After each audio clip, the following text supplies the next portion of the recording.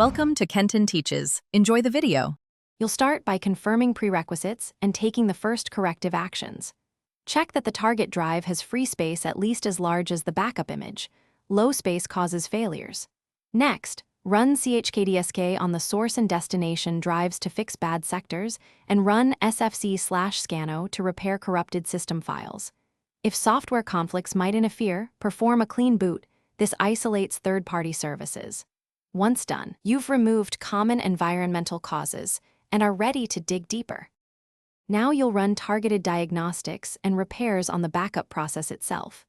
Use dism/online/cleanupimage/restore health to repair the Windows image that backup depends on, because corrupted components break imaging. Check volume shadow copy service and VSS writers with vsadmin list writers.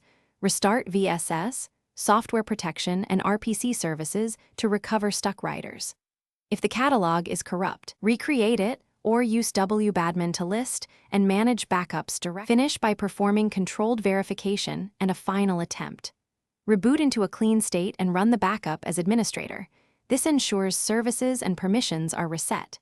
If it still fails, open Event Viewer and filter Application/System for error codes, often 0x800,700* or VSS related. The logs show why the process stopped.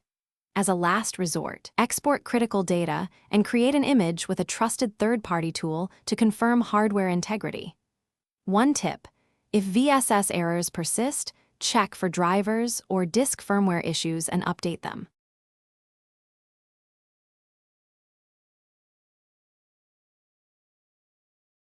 Thanks for watching. Please subscribe if this video was helpful.